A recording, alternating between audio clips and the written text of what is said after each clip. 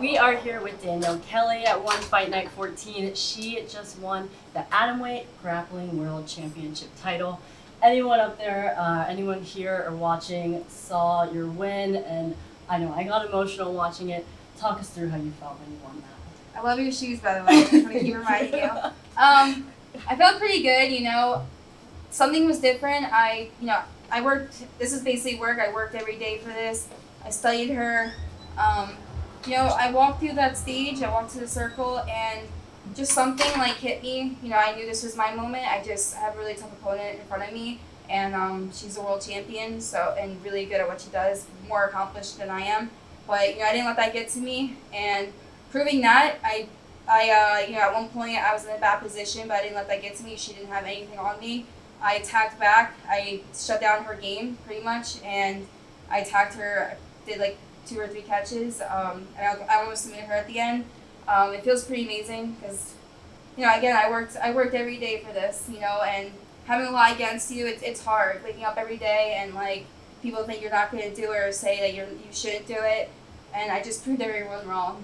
You did, and it was amazing to watch. We interviewed you earlier this week, and we felt your energy and passion. And so while you may have been the underdog, you really came, like you said, you were the better one today, and all your hard work paid off.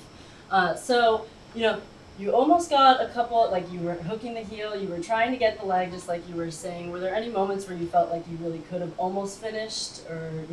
Yeah, she held me in a really good close guard, and me and my team had worked on that scenario for months, and I knew what she wanted. She wanted to get a leg on me, what she did before, when we went against each other.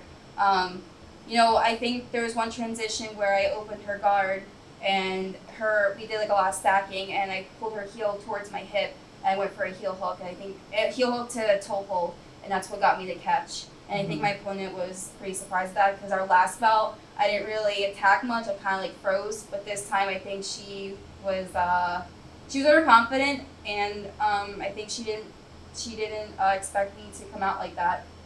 Yeah. Do you think she didn't take this match as serious as you did? I think she was overconfident. But again, she's a world champion. I think she took it serious to a certain degree, but I feel in the middle, I think she was just a little overconfident, him and her team. Right. And you definitely used the cage to the advantage. Can you talk us through, was that the plan the whole time? It was one of my plans. I prepared for the center of the cage. I prepared for wherever was the cage, but I wanted to be next to my corner, so I pulled her. She pulled close guard from the cage at first. I took her to my corner, and I knew for a lot of jiu-jitsu, you need a lot of head movement when you're doing your angles on the ground, and it stopped her. She swept me once to get my back, but after that, she had nothing else. So the cage helped me.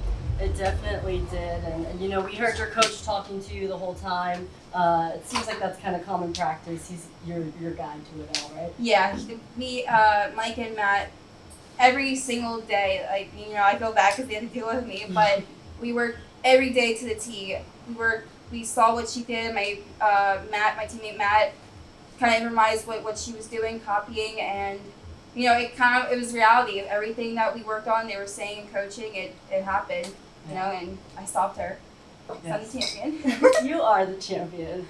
And okay, so this is a historic night. You obviously are representing women in grappling, and so what does that mean to you? How do you feel about bringing up grappling in the spotlight?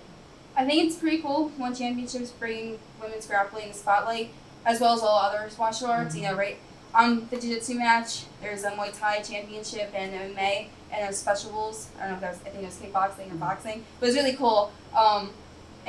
Being a part of this event, since I started when I was 9 or 10 years old, my first class was in karate, and then I did a small dojo for jiu-jitsu, and there wasn't many girls in my class, so being a part of an event that has so many talented women from all over the world, and being a part of it means so much to me because I worked so hard for this, and I know my parents would be proud because especially my mom, because she wanted me to quit at one point because she thought that there wasn't anything for women, or can't make a living off it, because women's sports back then wasn't really for where it was now. Mm-hmm. And One Championship's putting that out there all over the world, so I'm really grateful to be a part of it.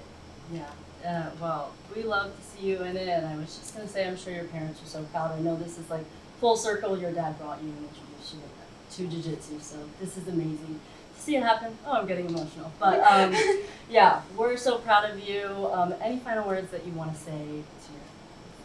Thank you to all my fans, my family, my friends, everyone at home that put up with me. Shout out to Jay Rigobudo, all the girls from underground. Thank you guys for pushing me. I couldn't have done it without you guys. Shout out to Blackpool headquarters. Shout out to Silver Fox, Team Henzo Gracie. Thank you guys so much for helping me. I couldn't have done this without you guys. And I'm the champion. There you have it, Danielle Kelly, the champion here. Thank you so much. We can't wait to see what you do next. Thank you.